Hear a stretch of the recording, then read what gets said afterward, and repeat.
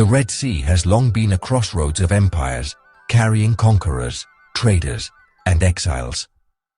Today, its currents churn with new tensions, but a quiet connection endures, one that rarely makes headlines. This is the story of Eritrea and Oman, a relationship built not on power, but on something older and more resilient. Their alliance is carried on the same sea winds that have connected their peoples for centuries.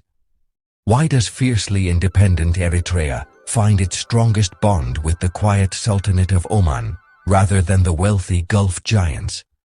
The answer lies in a shared history that predates modern borders and in a mutual respect that shapes their modern ties.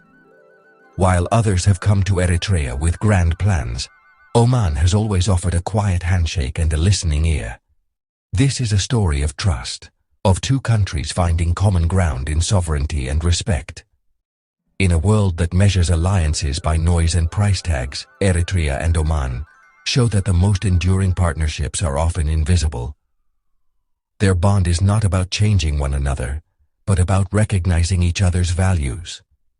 As we explore this friendship, we'll journey back in time, sail ancient trade routes, and witness moments of quiet support. We'll see how this connection, rooted in mutual respect, has become a pillar of stability for both nations. This is not just a story about diplomacy. It's about the enduring power of a quiet human connection across a restless sea. Sometimes the strongest alliances are the ones that don't need to shout. They simply endure. Long before Eritrea or Oman existed as nations, their people were connected by the Red Sea. Omani dhows sailed into Eritrean ports, carrying not just cargo, but culture, language, and faith. These sailors were the first diplomats, building trust one voyage at a time. Omani traders brought dates and spices, Eritreans offered salt and gold. But the most important exchange was in ideas and people. Some Omani settled in Eritrea, marrying into local families and blending cultures. Their presence left marks on language, architecture, and deepened the roots of Islam. This was not conquest, but a gradual merging of two cultures. The result: a deep reservoir of goodwill and familiarity. When Eritrea fought for independence, these old ties were remembered.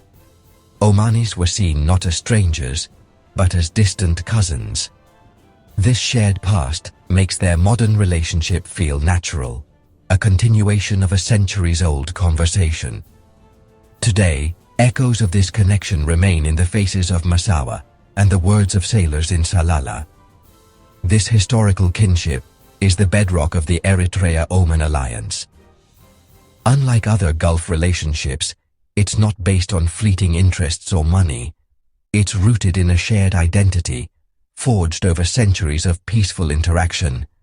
This heritage gives their friendship unique depth and resilience. The oldest ties, it turns out, are often the strongest. Their alliance is a living legacy of the Red Sea's history. It's a bond that endures, quietly shaping both nations. In 1993, Eritrea emerged as a new nation after a long struggle. Many countries hesitated to embrace it, offering recognition with strings attached. Oman was different, one of the first Arab nations to recognize Eritrea's independence, with no hidden agendas.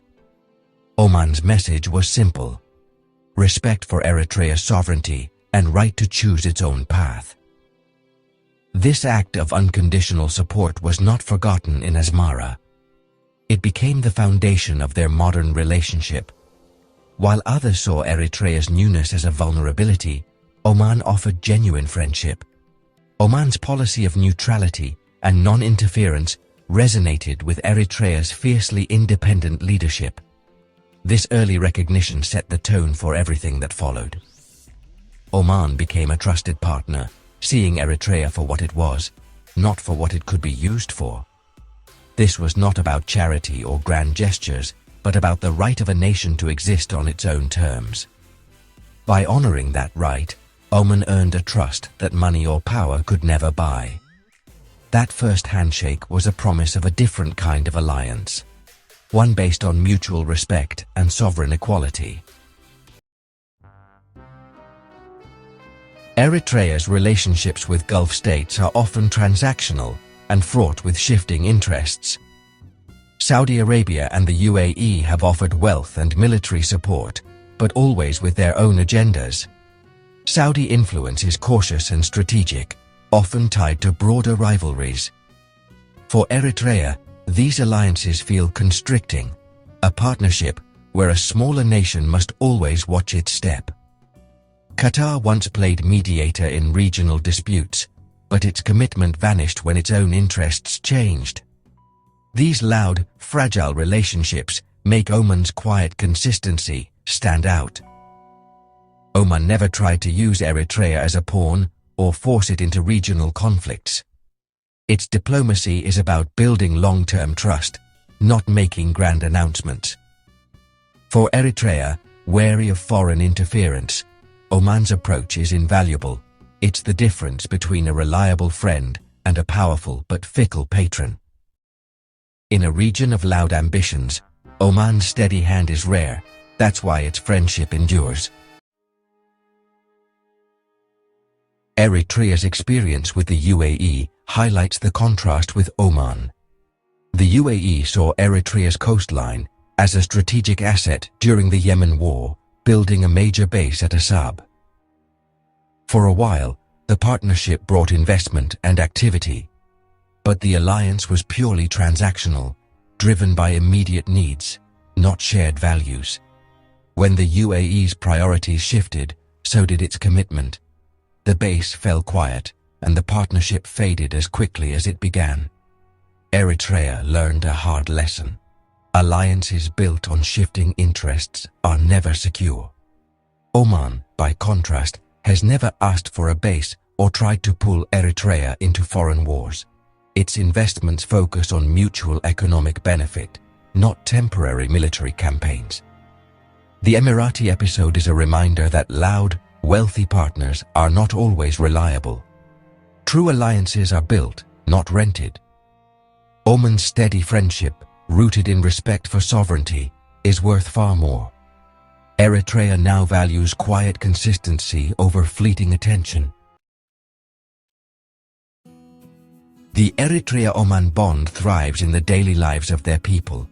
Eritrean sailors and workers are a familiar sight in Omani ports, building bridges between societies. The Eritrean diaspora in Oman is well integrated, finding a sense of belonging through shared faith and values. Unlike in other Gulf countries, Eritreans in Oman often feel at home. Economic ties are practical, focused on steady trade in goods like fish, salt and textiles. Omani merchants travel to Eritrea, and goods flow both ways, creating livelihoods on both sides. These connections reinforce a partnership of equals. Recent talks aim to expand cooperation into mining, marine resources, and technology. This is a gradual strengthening, not a sudden shift. The human and economic ties are the foundation of a friendship rooted in everyday life. At the heart of the Eritrea-Oman bond is a shared philosophy, fierce commitment to sovereignty and neutrality. Oman's model of quiet strength and independence resonates deeply in Asmara. Eritrea's foreign policy is defined by self-reliance, avoiding dependence on any single power. In Oman, Eritrea sees a nation that proves independence can be a diplomatic asset. Their diplomatic interactions are seamless, built on mutual respect and non-interference. As regional tensions rise, Oman offers Eritrea stability and validation of its worldview. The Sultanate is proof that a nation can be both independent and respected. This shared philosophy is the intellectual core of their alliance. In a world obsessed with power, the Eritrea-Oman alliance offers a different lesson. The strongest bonds are not always public or loud. They're built on trust and mutual respect. This alliance has outlasted louder, more transactional partnerships in the region. It's not about what each can extract, but about a shared desire for stability, and sovereignty. As the region faces new crises, Oman's quiet friendship is more valuable than ever. Eritrea and Oman have built a true alliance of equals, a partnership that endures without needing to shout. Sometimes the most important conversations are whispers, and the strongest alliances are the quietest of all.